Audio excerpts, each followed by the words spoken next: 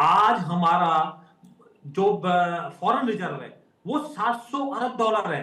आप कितना छोड़ के गए थे 70 साल में? 300 अरब के आसपास। बताइए मुझे, इस पे आप क्या कहोगे? दूसरा मैं बताता हूं, आज हम कौन सी अर्थव्यवस्था है, सुधांशु जी ने बताया, आज हम चौथी अर्थव्यवस्था है। आप 11वीं में छोड़ के गए थे। आज हम मोबाइल हैंडसेट में दुनिया में दूसरे में है। हम डिजिटल लेन देन में हम प्रथम उसमें है। पहला पहला स्थान हमारा है। तो ये किसके कारण है भाई? आप ये बता दीजिए। तो आप ना विकास पर बात कर सकते हो ना आप। अरे आपने तो अकबर को ग्रेट बता दिया। ठीक है, बच्चों को यह पढ़ाया गया कोई आक्रांता ग्रेट? विश्व में एक ऐसा देश बता दीजिए जहां किसी आक्रांता को ग्रेट बताया गया हो।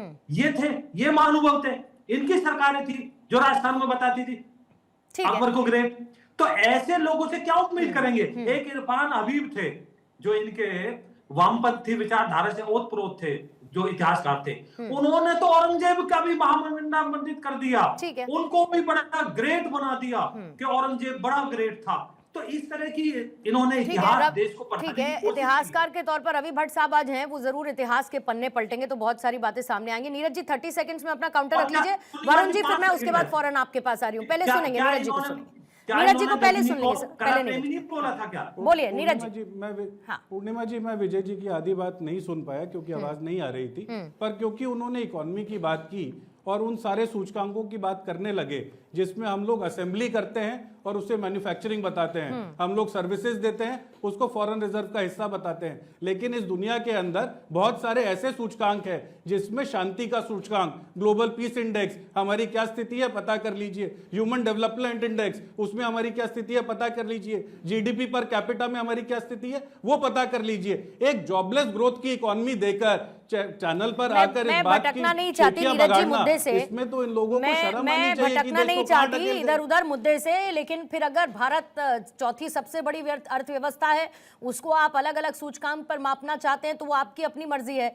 अगर भारत की जीडीपी ग्रोथ किस रफ्तार से बढ़ेगी ये सामने आता है, उसको आप अलग अलग मूल्यांक पे नापना चाहते हैं, मापना चाहते हैं तो आपकी मर्जी है। लेकिन इधर उधर चला जाएगा मामला। आज मैं सोमनाथ मंदिर नॉमिनल और रियल जीडीपी, मैं सोमनाथ मंदिर पर आज मैं स्टिक रहना चाहती हूँ। पता चल जाएगा कि मैं आज सोमनाथ मंदिर पर चर्चा के लिए स्टिक रहना चाहती हूँ। वरुण पुरोहित जी, पहले आपसे सवाल, रवि भट्ट जी आपके पास, फिर सुनील कौशिक साहब आपके पास आती हूँ। वरुण पुरोहित साहब, ये बताइए कि अगर प्रधानमंत्री मोदी सोमनाथ को लेकर एक लेख लिखते हैं तो आप उसको कैसे देखते हैं? ये जनभावना को लेकर एक अभिव्यक्ति है या फिर इसको आप चुनावी राजनीति या एक चुनावी लेख की तरह ज्यादा देखते हैं, जहां पर एक बार फिर से नेहरू को कटघरे में खड़ा किया जाए, नेहरू पर सवाल उठाए जाएं, नेहरू की गलतियों को गिनाया जाए कि उस वक्त वो फैसला वैसा ना लेते तो देश की तस्वीर अलग होती? पूर्णिमा जी, सारे नेता या जो भी हमारे नेतृत्व देते हैं वो समय काल परिस्थिति के अनुसार निर्णय लेते हैं।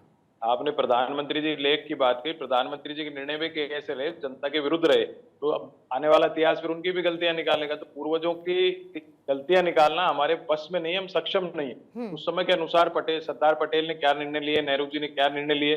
असली बात यह है कि भारतीय जनता पार्टी, जो मोदी सेंट्रिक भारतीय जनता पार्टी, वो कांग्रेस पार्टी को गांधी परिवार से, खासतौर से नेहरू जी से अटैक करती है दिन भर, उसको एक कॉम्बैट नहीं कर पा रहे हैं। तो असली बात ये है, कॉम्बैट नहीं कर पा रहे हैं क्योंकि उसी ये जो जिस जाल में मोदी जी फेंकते हैं उसके पीछे पीछे भागते चले जाते हैं।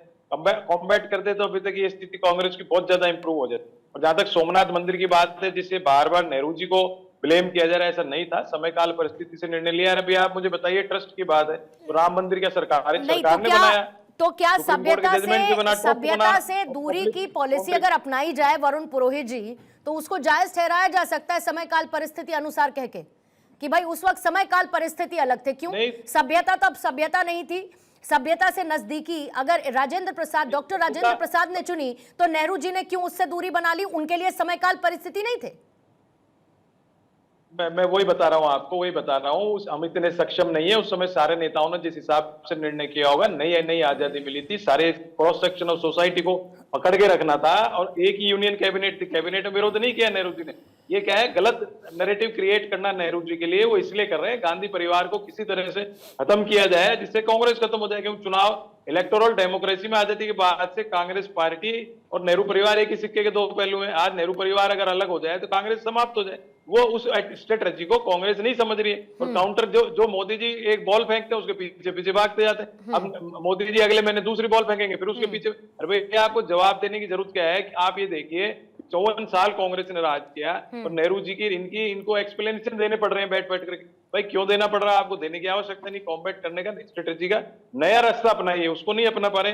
देखिए मोदी जी की जहां तक बात है, मोदी जी इस समय डायनेमिक प्रधानमंत्री, सबको पता है, और उनके कंपैरिजन में कोई हिंदुस्तान के अंदर इस समय तो कोई कैंडिडेट है नहीं प्राइम मिनिस्टर का, इसलिए वो उनकी रफ्तार चल रही है। और उनकी जो पॉलिसी है, दो पॉलिसी में, एक जो रिलीजियस रिफॉर्म्स की पॉलिसी है उसमें तो देखो पूरा देश रम चुका है, उसको कोई अब हम गलत नहीं कह सकते, तो सत्य है, उसको बात माननी पड़ेगी। दूसरी जो इकोनॉमिक पॉलिसीज है, जो नीरज जी ने भी रेफरेंस दिया, इकोनॉमिक पॉलिसीज से आम आदमी का जीना दूभर हो गया। वो पार्ट उनका ब्लैक पार्ट कहूंगा मैं, उसको ये नहीं संभाल पा रहे। इतनी इकोनॉमी हो गई, जीडीपी का कितना लोन हो गया, आप लोन ले लेके इकोनॉमी थोड़ी प्रदर्शित कर सकते हो।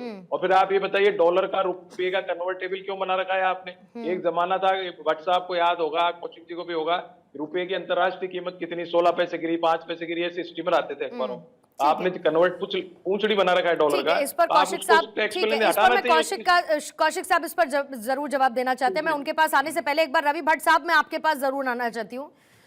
आज इस लेख के जरिए प्रधानमंत्री मोदी ने जिन बातों को सामने रखा, नेहरू और पटेल के उस वक्त जो मतभेद थे उनको हम वैचारिक संघर्ष के तौर पर देखें, या फिर जिस तरीके का इतिहास लिखने की कोशिश हुई आज की तारीख में उसको एक अलग नजरिया देने की कोशिश के तौर पर समझें, या वाकई में उस वक्त अगर नेहरू जी की अप्रोच अलग होती जैसी राजेंद्र प्रसाद साहब की थी तो देश की दशा और दिशा दोनों एक अलग रास्ते पर होती, शायद इतने संघर्षों से गुजरना न पड़ता।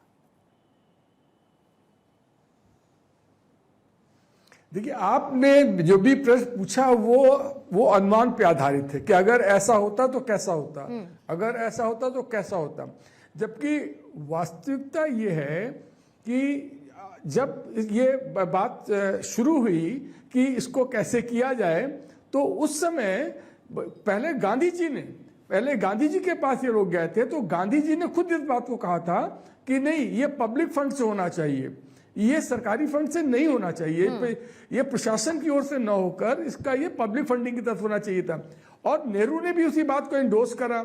और चूंकि पहला विचार यही आया था कि इसको बनाना है, तो कैसे बनेगा, तो उसके बाद में आपको पटेल ने इस बात को माना, उन दोनों बात को, कि हम इसका जिसकी फंडिंग होनी चाहिए उसकी क्राउड फंडिंग होनी चाहिए, जिसको आजकल की लैंग्वेज में बोलते हैं। तो ये क्राउड फंडिंग की तरफ से ये जाकर वहां पर किया गया।